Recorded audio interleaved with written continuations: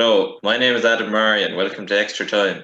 What a few weeks of GA action it's been. Joining me to look back at last weekend's Munster Final and this weekend's games are James Harney, Mr. Collins and Mr. Briggs. Please hit the like button and subscribe to our channel for all our future content. We're going to start with the Munster Hurling Final last Sunday. And I think it's fair to say, Mr. Briggs, that Waterford gave a good count of themselves against Limerick. Yeah, they were excellent. They were a lot better than I thought they were going to be. And to be honest with you, it kind of just shows you the value of hard work. They worked hard. I don't really think there was any massive. There was no real game plan in terms of they didn't bring anything new to the table. Only they just worked incredibly hard. Saying that, I mean, realistically, did I ever think they were going to win the game? And the answer is no. I don't know how you feel about it, but even when it went, I think it was 18-all, or they were thereabouts. I never felt they were going to win the game, and also I think this weekend's game, funnily enough, is a bigger game than last weekend's Munster Final. I think the outcome of this weekend's game, is far more important to me than the outcome of last weekend's game. And there's a stage there, James, where looked like they could have pushed on towards the end, got a few goals maybe. Do you think they should have capitalised at the end there a bit? I don't think that's on Waterford. I think that's more on Limerick coming back and never say die attitude. Yeah, I think nearly everyone in the country since that Limerick would have came back, and the quarters really helped Limerick in many ways. Yeah, after the water break there, they were kind of Waterford lost all momentum. What did you make of Mr. Collins? Well, I think Limerick will be delighted because the best thing that could have happened to them was to get a tough match against Waterford and to have a few weaknesses kind of exposed so that they'll go into their All-Ireland semi-final now with, a mentality of, we need to up our game. Whereas I think if they had hockey at Waterford, which a lot of people thought would happen, they would be, they could be caught cold in the semi-final. But I thought Waterford people were delighted with the performance and justifiably, because Waterford really got stuck in and they showed great spirit and determination. I was hugely impressed with Conor Prunty on Galway. I think he's a superb fullback now, and that's a big position to have filled for them. Was it Shane or which one of the Bennett's did all the scoring? A wing forward was Stephen. I thought he was the man of the match. That he was superb as well. Yeah. And if they can get a little bit more out of Austin Gleeson in the next game, I could see them going into an All-Ireland semi-final. So yeah, it was for a Waterford perspective, I think there's a lot to be positive about. And even taking up on what you were saying there about Limerick. If you take 2 years ago when they won the All-Ireland, Seamus Flanagan was full forward and he was very, very good. He was very effective. Last year, he fell off a cliff. He was septic, lost his place in the team. They weren't even bringing him on in any of the games. And now look at him again. It's amazing what a bit of hunger does to a person. And I think that Limerick are going to be incredibly hungry. He came on the last day, he actually gave Conor Prunty a bit of difficulty out in the corner there at one stage. He scored. He created a couple of scores, and he scored. I think it was a 1-2 or 1-3 in the previous game. So they're hungry, and that just goes to show you how good Waterford were. That they put it up to Limerick. But like I said, I think and I'll explain there in a while when we're reviewing the Clare game. I think this Clare game is a bigger game this weekend than the Waterford game is last weekend. As Ryan Hennessy would say, Seamus Flanagan has gone past it, sure. But moving on to Waterford and Clare in the quarter-final this weekend. And I suppose the man on fire for Clare is Tony Kelly. How do you think they're going to try and stop him, Mr. Briggs? I don't think any one man can. I think if you're looking at stopping Tony Kelly, you either put a couple of guys in the channel he's running in, or you swap the marker consistently.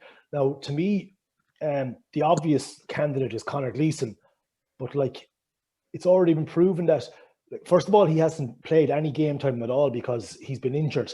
And then, if you remember back to last year's, game in the Munster Championship, I think it was against Limerick. He didn't play any game at all, and they parachuted him in after 2 games, and he got cleaned out in the first 25 minutes. You can't just go and, and turn up on Munster Championship Day or All-Ireland quarter-final day and hope you're going to go well. There's no doubt, like Tony Kelly's he has his All-Star in the bag. He goes well again this weekend. And if Clare win, he probably has one hand on hurler of the year. But like there was a great article a few years ago, Donald O'Grady in the paper, famous Cork manager, and he said when they used to play against Waterford that John Milan was so good, and they had Brian Murphy, who was one of the best cornerbacks in Ireland. And they said, look, they used to say to Brian Murphy, he's going to score, he's going to get 2 or 3 points. But like if John Milan doesn't go to town on you, and they had confidence that say, Sean O could hold Dan or John Gardner would hold whoever his man would, and Ronan Kerner at home, Ken McGrath, that like they would win. So I think there's no problem with Tony Kelly scoring. Like last year, he scored 5 points in the first half against Waterford. But the problem was Waterford only scored 13 points and Clare scored 14. Now Waterford's scoring rate's gone way up, and Waterford didn't put a man marker on him in the first half, but did in the second half. So the big thing is for Waterford is you make it hard for Tony Kelly. You push him back going the other way, and like you keep a score down, and it gives you a serious chance because the scoring rate for the rest of the Clare players is pretty poor, and Waterford have an all-round better spread of scorers than they do. So you keep the score down, you give yourself a great chance. But like, if I can come in there on one question is, are other teams trying to man mark Tony Kelly? Because it always seems on TV that they're not. But is it that he's so good that they're trying to man mark him, but he's just getting away from his man all the time anyway? Or is it that they're not man marking him? Well, like I found this, I suppose, over the last 5 or 6 years, there's definitely been a sea change in both hurling and football, in that defenders, they're much better on the ball, but they've actually lost the art of defending. Now, you mentioned Conor Prunty. Like, if we're playing for every side, we would be putting Conor Prunty on Tony Kelly. Like, would it be you've seen Aidan O'Shea playing, like Mayo playing fullback on Kieran Donaghy a couple of years ago. Like, you've Shane O'Donnell inside, right? He's obviously your target man inside. He hasn't been going that well this year, right? So you'd be happy enough, you think, McNulty being there. Would it be crazy thought to put Conor Prunty on Tony Kelly because he's big, he's quick, he's physical, and he'll do a job for you, and he knows how to defend? Would it be the worst idea in the world? Well, I think I'll be chancing Caleb Lyons first before I pull Prunty out of there. Like. Yeah, no, I'm just kind of spitballing. Like, it's kind of a strange one because Tony Kelly, I know he'd be named midfield, but you wouldn't really know where he'd be playing. He'd be kind of floating around all areas of the field, so you wouldn't really want to take Conor Prunty out full back there as well. Because like John Conlon is injured, obviously, right? And if he wasn't there, he'd probably be playing 14. That'd be an obvious one for Prunty. Like, I just worry. Like, you go back to the defending part. The goal he scored the last day? Like, his man was knowing him. Like, defending 101 is to get between your man and the goal, right? And this is where, okay, the 2 points he scored the last day against Wexford were just phenomenal efforts. You chalk them off to no other player in Ireland can do that. Over the shoulder, out in the corner. That you accept that. But like the one where he floats into space and nobody's marking him for 20 yards and the ball is shipped out to him and he puts it over the bar. Like, a guy, maybe it is Caleb, has to sacrifice his game, forget the ball, forget whatever happens. And like Paddy O'Shea in his book often said as well, great at the game, that if he never ever touched the ball, but his man never touched the ball either, he always consider himself man of the match. And I think that's the kind of attitude you have to take when you're marking Tony Kelly. Oh, totally. Yeah. It doesn't matter if you don't puck one ball in the game, as long as if you hold Tony Kelly to 4 or 5 points, you've done a great job, like, from play. So I'll get your predictions for this match. So I'll start you, Mr. Collins. I think Waterford. Yeah, I think. No, I know Clare are coming on the back of 3 wins there now, I suppose, and they've got a bit of momentum, and they only bet Laois by a point, which surprised me. But they do have a bit of momentum. But I do think, based on Waterford's performance the last day, that I think I fancy Waterford. If they contain Tony Kelly, if they do the right job on Tony Kelly, I think Waterford can win this game. Yeah, I'll go with Waterford. Yourself, James. I think it'd be a very close game. I'd say it'll only be 1 or 2 scores in at the end, but I have a feeling Waterford might pull away at the very end. Clare after coming in after, I think it's their 4th game in a row coming in this week. So I can see him being a little bit tired, but I can also see Waterford being a bit tired. So I can see it being a bit of a dogfight. But I would go with Waterford, yeah. Mr. Briggs. Yeah, I think it has to be Waterford. But the reason why I was saying earlier on that this is a more important game is because against Cork, Waterford were underdogs. They had nothing to lose. Last weekend, they were even bigger underdogs and they had nothing to lose. Now, all 3 of us are tipping them to win this weekend. So it's a different psychology altogether. And to me, the reason why it's bigger, if they make a semi-final, all bets are off. Anything can happen. But like if Waterford lose this weekend, they only bet a terrible Cork team. They couldn't beat Clare. Like, they put up the Limerick, but Limerick would have won anyway. And all of a sudden, I suppose the good vibes around Waterford are kind of gone again, and they've only won, one game all year, and you're kind of back to the drawing board again. So I actually think this is a huge game for Waterford. Say they're favourites, they win the game, they're in another semi-final the week after, and then even no matter what happens in that game, it's been an excellent year for Waterford. So I think that's vital. It's a huge game, and I think they are going to win. Yeah, no, I'd say Waterford as well now, but I was surprised Clare bet Wexford last day. Except when James were having a bit of an argument there at lunchtime the other day. I was saying Clare never beat him, but he shut me up on Monday morning anyway. But no, I'd say Waterford as well. And moving on to the other quarter final, Tip and Galway. How do you see this one going, Mr. Collins? Well, I think Galway will be bitterly disappointed with the way they lost to Kilkenny, even though Kilkenny looked good this year.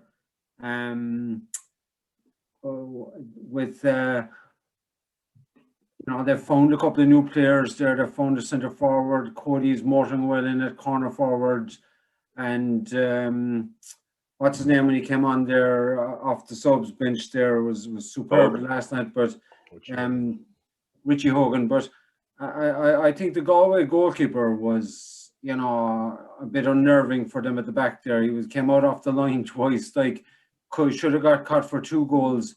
And I think it won't take much for them to improve. I do fancy Galway by a point, but Tipperary are hard to read this year. Like I would suspect they threw their match against Limerick earlier on, because we talked about it there. Like they left all their big ball winning forwards on the bench, and like we spoke about Breen. And he came in the last day there and he scored 5 points from play, superb around the middle of the field. McCormack, Bonner, Maher, like when Tipperary, when they started all their ball winners, like they're a different team altogether. And I would be suspicious about that team they put out early in the year. But with all that said, and they will all be on the team, I think, the next day. I still think Galway have great pace and mobility, and in Croke Park and everything there, where the big pitch and everything. I fancy this Galway team to just about get over it, but I wouldn't be putting a whole lot of money on it if I was a betting man, because I think it'll be close.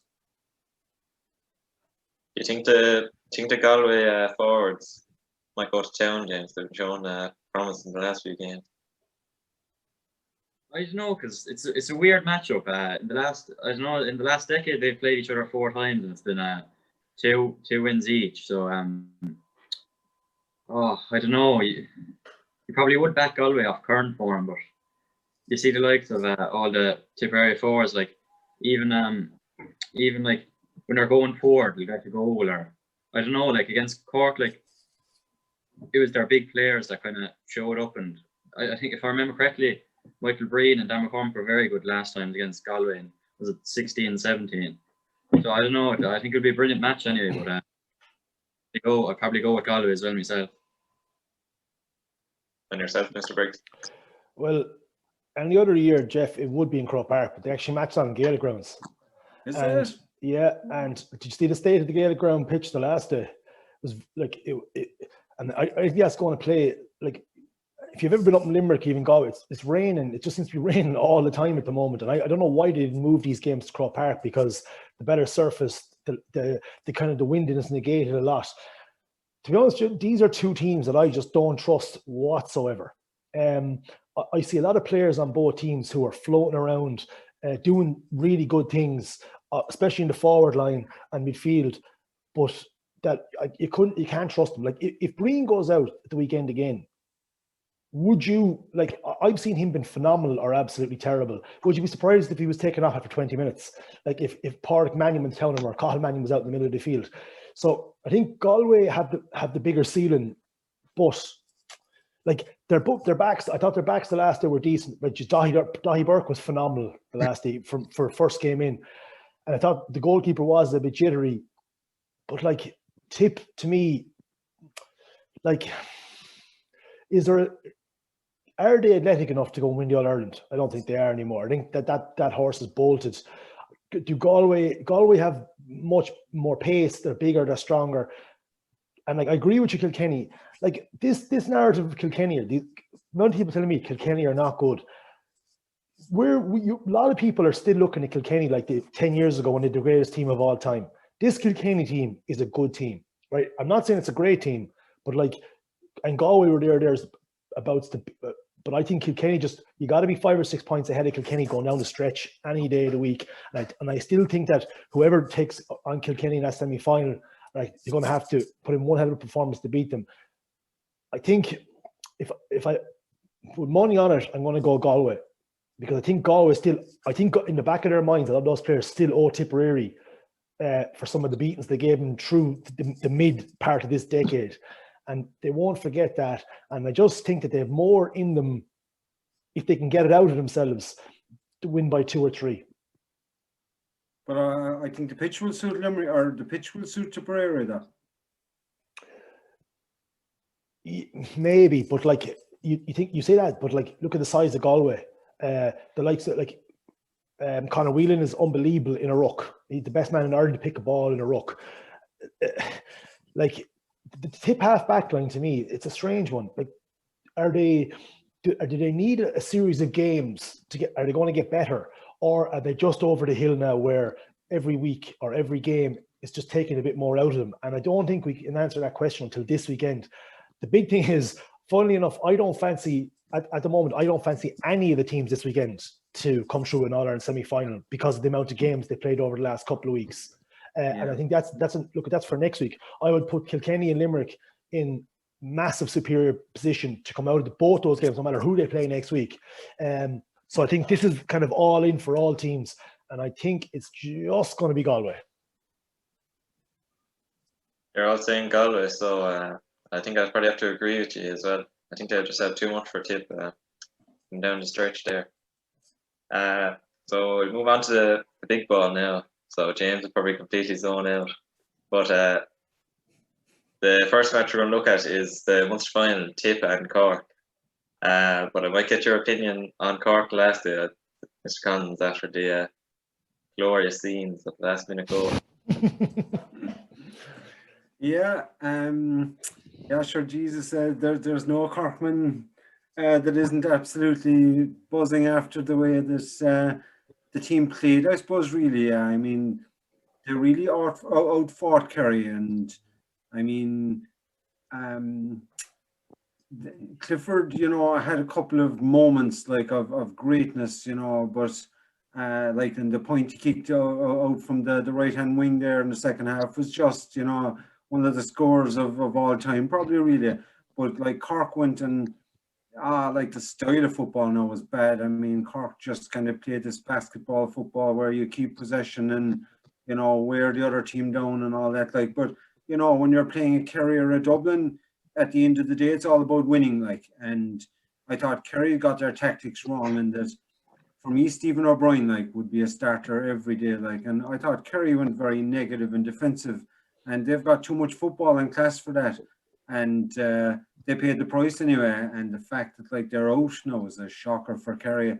So yeah, I mean Cork, and did a couple of a lot of new players there now, and a lot to build on. And even though Tipperary are a bit of a bogey team for them, as we'll be talking about that in a minute. But yeah, every Corkman was delighted with the spirit that they showed and the way they fought, and they got a bit of luck in the end, to win the game then with the late goal that Mark Keane got. But I mean, that's the reward you get for hanging in there. So yeah, delighted. And Tip overcame Limerick at the end after extra time. But do you think Limerick should actually won that match, Mr. Briggs? Because they had a good few chances there towards the end. Yeah, definitely. Like that Conor Sweeney point. I mean, we all talk about Maurice Fitzgerald's point in Thurles against Dublin. I think it was 2001. Like the pressure that he was under to kick that was phenomenal. And like, the thing about it is, like, Limerick, it just goes to show you when you get a little momentum. Like Limerick, okay, they beat Waterford, but they got promotion on Division 4. There was a feel-good factor. They hammered Waterford in Frere Field, and like Tip had hammered Clare pretty much. And then when they get to that, I was watching that game, and I actually I considered turning it off at halftime because Limerick was so far ahead. I just couldn't see how they were going to lose it. And then they absolutely shot themselves in the foot. And like, as you said then, the amount of chances, did they need any more? Like, I was going to, isn't it hilarious, like how, you know, Cork now, it just kind of shows you how far they've fallen, that you're now talking, like Mr. Collins is there talking about the fact that they worked hard. And, you know, over the last 2 years, like, the talent, they have unbelievable talent in Cork if they can just get it out of them. Like even some of the lads they have on the bench there are phenomenal footballers. Like I know Michael Hurley's excellent footballer, and I suppose it's just trying to get them to buy in, and even, you know, Ronan McCarthy was talking there about just getting a panel of 30 lads who'll actually give everything, you know, for the cause. And it's amazing how hard work. But funnily enough, I don't think Cork are actually that good, and I don't think Tipperary are that good either. So I think whoever comes out of this game at the weekend, I don't see them going any further. And so word during the week that Tip are going to have Conor Reardon playing, or well, available to play. Do you think they'll bring him on any time, or even start? I don't think they'll start him, but they could bring, like, I played against them in 2014, just before he went, and he was phenomenal. I'm talking, he was one of the best midfielders in Ireland. He was unbelievable. You could play number 10, 12, or 8 or 9, and like, he just big, strong, quick. Everything you want in a. He kind of like reminds you of, like, say, he would have been like, say, Jim O'Connor from Mayo, only almost he better. And then look, but then you say to yourself, you see, for every guy who goes to compromise rules, for every Ty Kennedy that comes back and is just the superstar, some of them aren't as good. So we don't know what's been happening behind closed doors. He has apparently been training with them for the last few weeks, and it's only now that he's getting permission from Sydney Swans, I think it is.